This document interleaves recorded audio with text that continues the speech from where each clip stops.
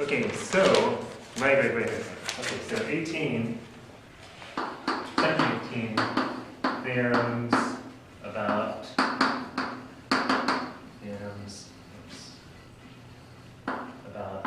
continuous functions. So, basically, you can think of this as the triumph of Bolzano-Weierstrass.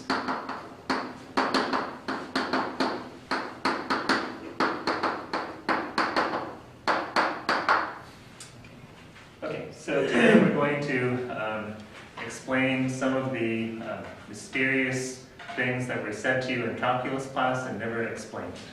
Okay, so there are a lot of things that are said in calculus, and you sort of say, okay, and you take them for granted, but they're never explained, and today we'll get to explain them. And in fact, they're the heart of everything that goes on in calculus.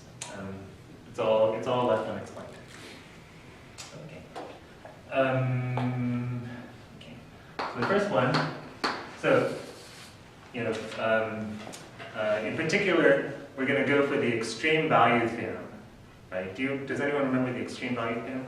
We've stated it in this class, I think. We haven't studied it in this class? Okay, in that case, does anyone remember the extreme value theorem from calculus? It goes like this. We're not going to do it right now, we'll get there.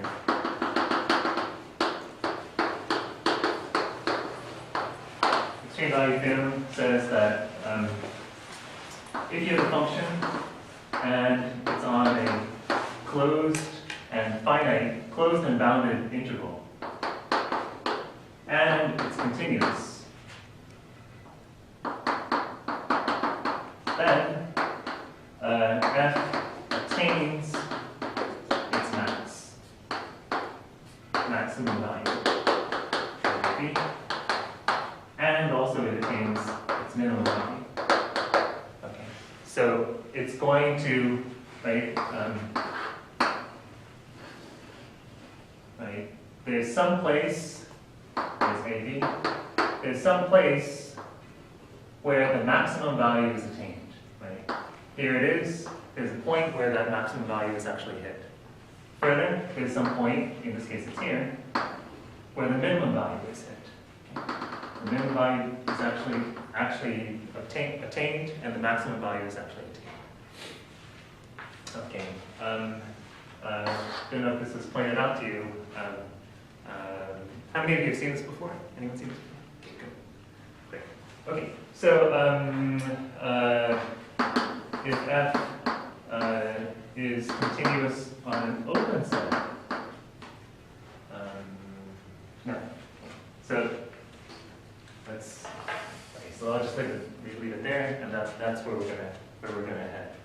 Okay, so we're gonna get there in a few moves. First is the following: if f is continuous on some close to bounded interval, then f is a bounded function.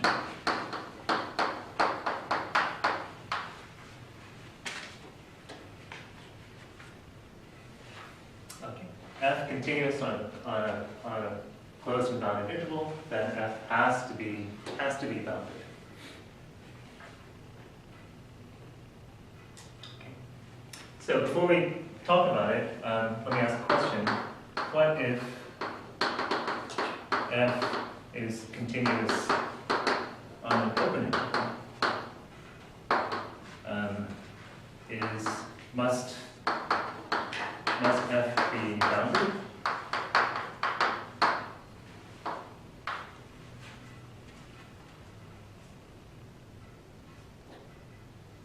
The answer is no, right? The answer is no. Can somebody give me an example of a function on an open interval that's unbounded? A continuous function on an open interval, unbounded? Yeah. The tangent of x from Great. Tangent of x from pi over 2 yeah. to negative pi over 2. Sure. Right. Tangent is unbounded function, or just 1 over x on 0, 1. Right. Unbounded function. Right. Okay. So it doesn't. The theorem fails theorem fails if you're not if the interval isn't closed. Okay. What if f is on a finite set? Must f be bounded? Sure, right? Because then you've just got a finite number of values. You take the largest, that's the upper bound, the smallest is the lower bound, right? So finite, if it's on a finite set, you're going to be bounded. If you're on an infinite set, right, well then you could be bounded or unbounded.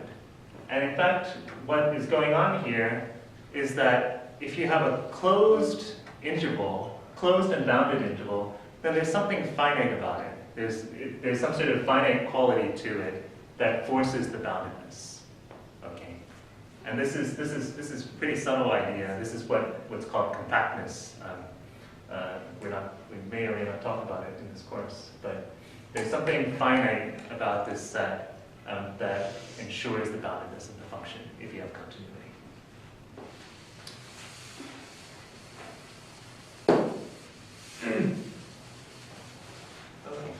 Okay. So some sort of depends on some sort of finiteness, some sort of finite quality of closed and bounded intervals. And so the proof we'll give is by contradiction.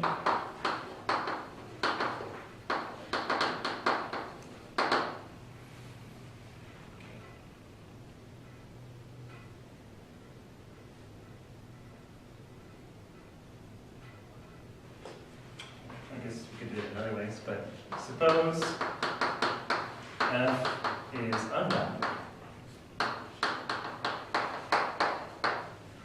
Suppose f is unbounded. Sorry, like if it's bounded, you mean that it attains maximum within AB? No, all I mean is that there's an upper bound and there's a lower bound. Okay, so there exists some sort of m such that all the values are bounded.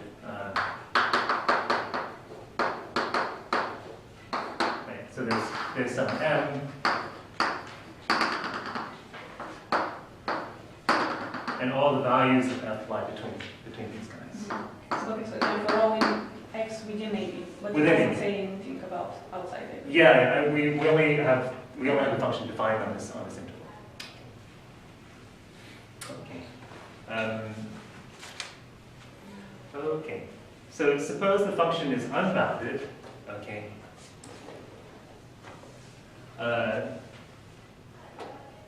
Suppose the function is unbounded. That means that given any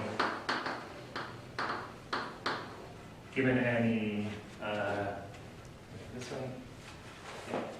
Given any n, there exists some x of n, maybe, such that f of x of n exceeds n.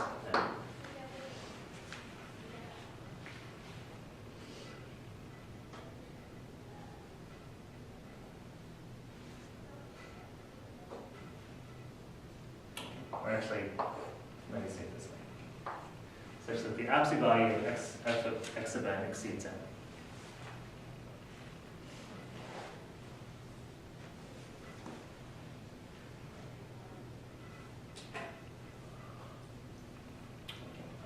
So, right, okay. So you have the sequence, right? You have an infinite sequence. Can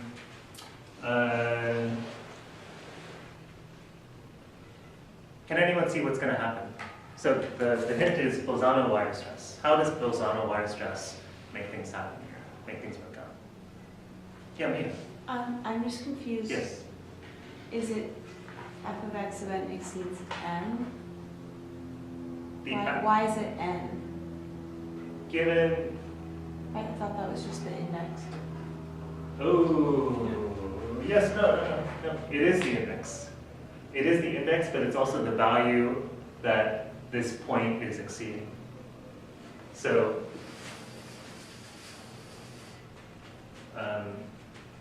maybe to make it sort of spell it out a bit more, there exists a point in AB where absolute value of s exceeds n, call that point x of n. Okay. Okay, that's maybe sort of more expanded version of what I did here.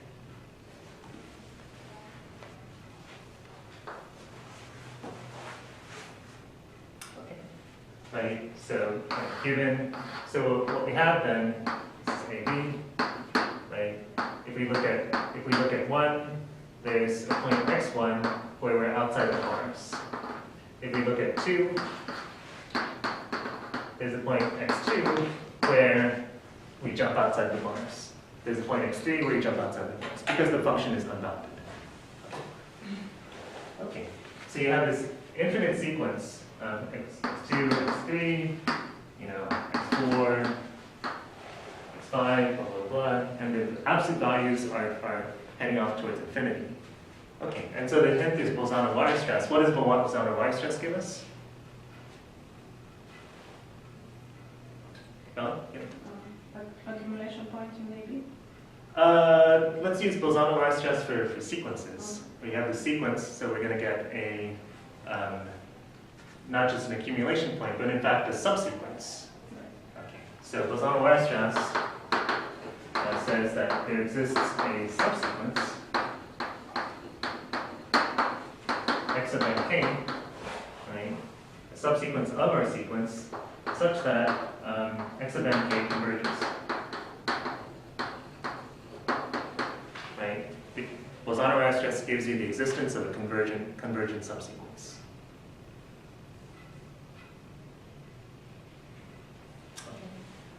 Converges to some point, let's call that point x0.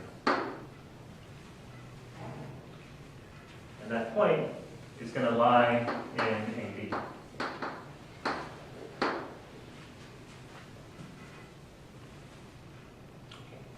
This part maybe needs a little bit of, you need to make sure that's true, but that's easy. We've done that sort of argument before. You've got a sequence, it converges in a closed and it converges in this closed and bounded interval. The thing it converges to is still going to be in that interval, right? Because if it were outside, you would leave the interval at some point. Okay, so what's the contradiction then? Right, so does anyone see the contradiction?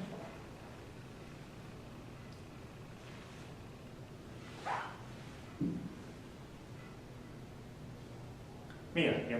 Is it that the limit goes to x of n, but the limit doesn't go to f of x of n?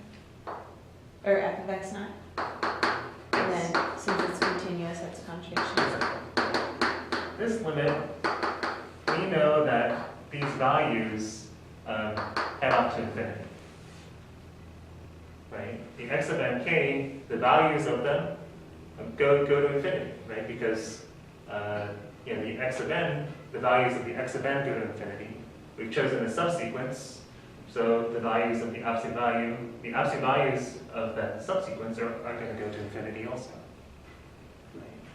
Right? But the limit of f of x of nk as n goes to infinity, the absolute value of that should be the absolute value of f of x naught, right? Which is finite,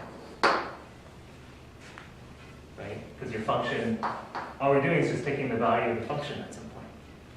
Right? That thing is finite, but the sequence goes off to infinity. And so there's contradiction with continuity. Great. So contradiction, f is discontinuous.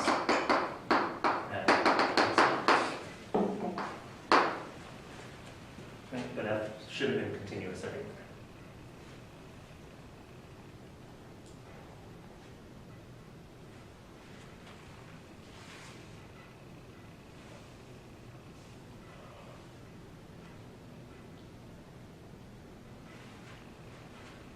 Any questions about this proof? Right, so we've shown that a continuous function on a bounded set is going to be bounded.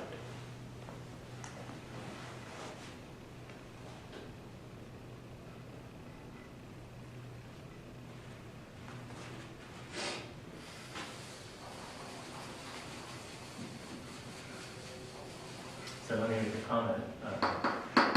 In fact,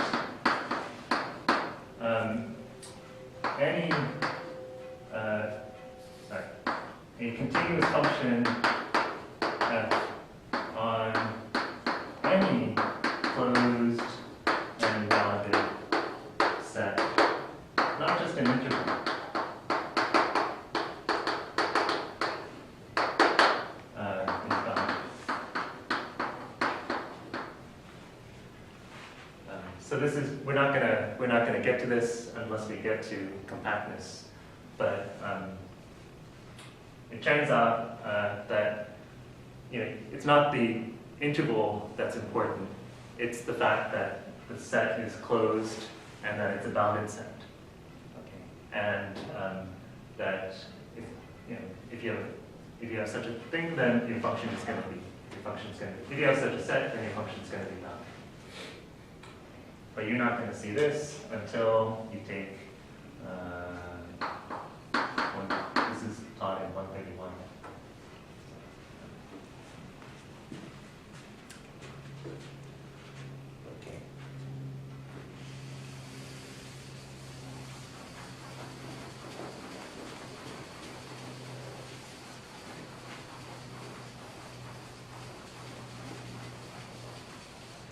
Okay.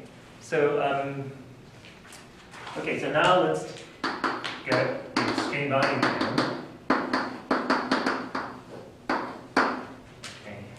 So f continuous on AB implies that f attains its max and min values within AB.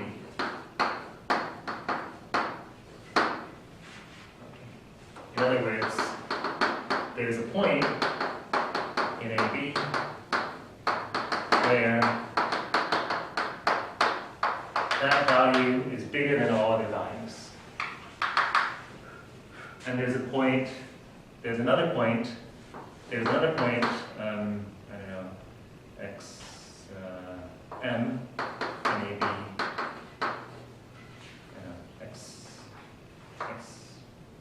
x1 in AB, such that f x1 is less than all values. Right? So there's a point where the maximum value is attained, there's a point where the minimum value is attained. And as I said before, this is actually the foundation of calculus.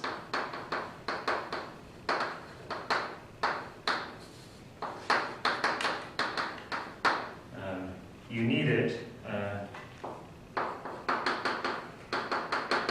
It implies, for example, Rolle's theorem.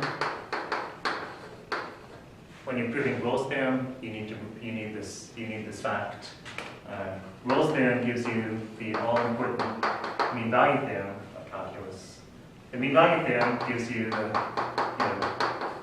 again, super important fundamental theorem of calculus. Mean value theorem also gives you something called the generalized mean value theorem, which leads to what we call rule. Right? And so there are a bunch of things that are sort of central to calculus that all come down to this fact.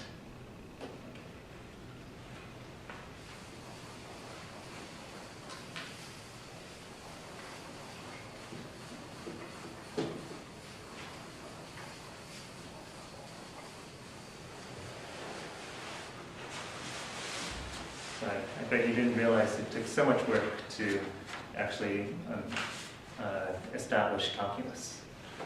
When you went through calculus, oh yeah, that's true, that seems true. Okay, I'll believe it. I'm not going to argue, but in fact, to get it right, we have to go through bosonic wire stress. Well, one way to get to it is via bosonic wire stress. So I'm not sure we can make it, but let's try. So, okay, so I was going to ask you a question, but I'm going to, because we don't have time, I'm going to answer the question. So, again, the question is, what if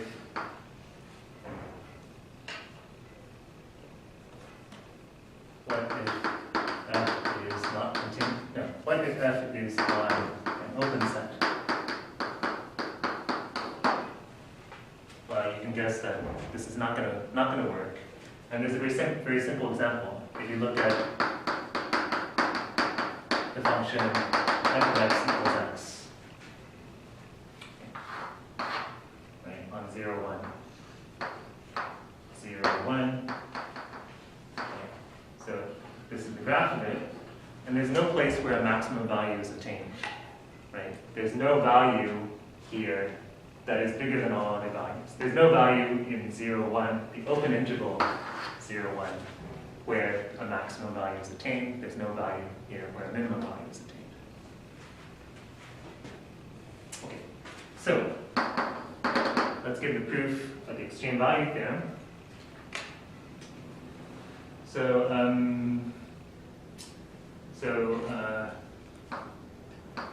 let m be the supremum of all values. So look at all the outputs of your function. Right? We know this is a bounded set by the previous theorem. Right? By the previous theorem, this is a bounded set. So, least upper bound axiom says that we have a least upper bound.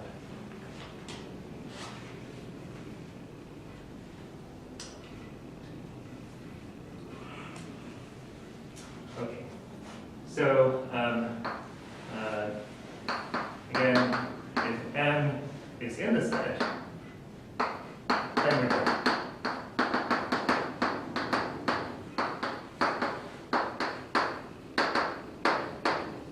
Right? That would mean that m is attained, then you're done. So assume m is not in the set.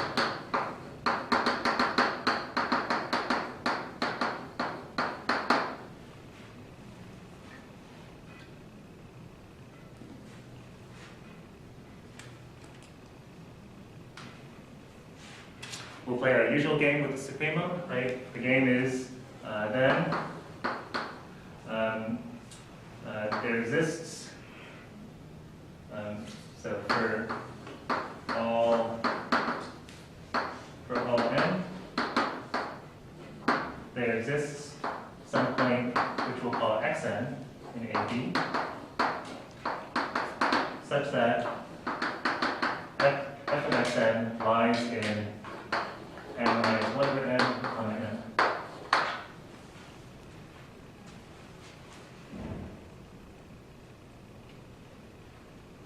Right, this is the usual supremum game, right?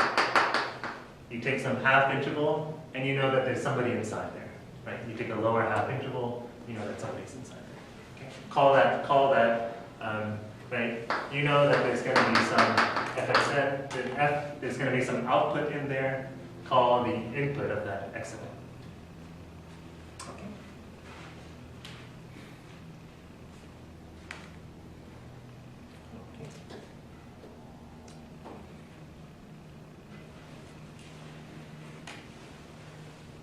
Okay. So, right. Here's m, here's AB, and right, for every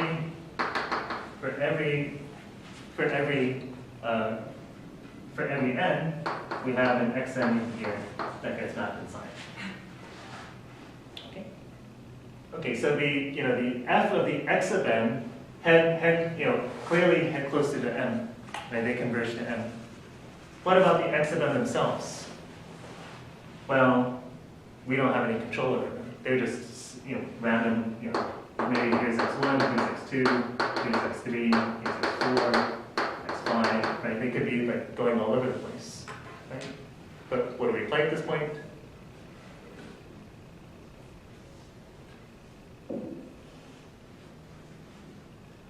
What move do we make at this point? Anybody know? We have a sequence, right? We have x of n, such that f of x of n converges to n. No, is f continuous? F is continuous? Okay. Okay. But what are we looking for? So we're looking for a point where f of that point we want some point where f of that point equals. Okay. And if x of n converged to some point, that'd be great, because then f of x of right, f of that point would be m. Right? But do the x of n converge? No. Right? They wander, they're wild. Okay.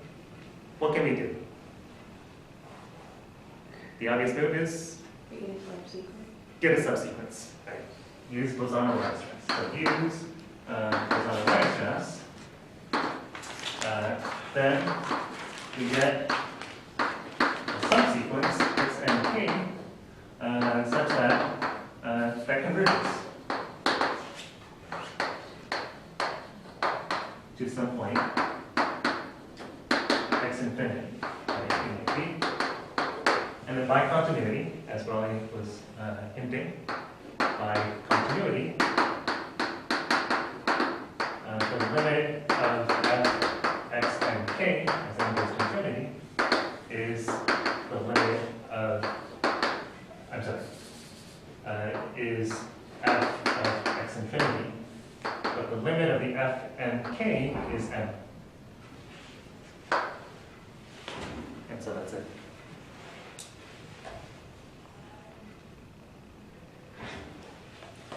Next time I'll show you a funnier way of proving the same theorem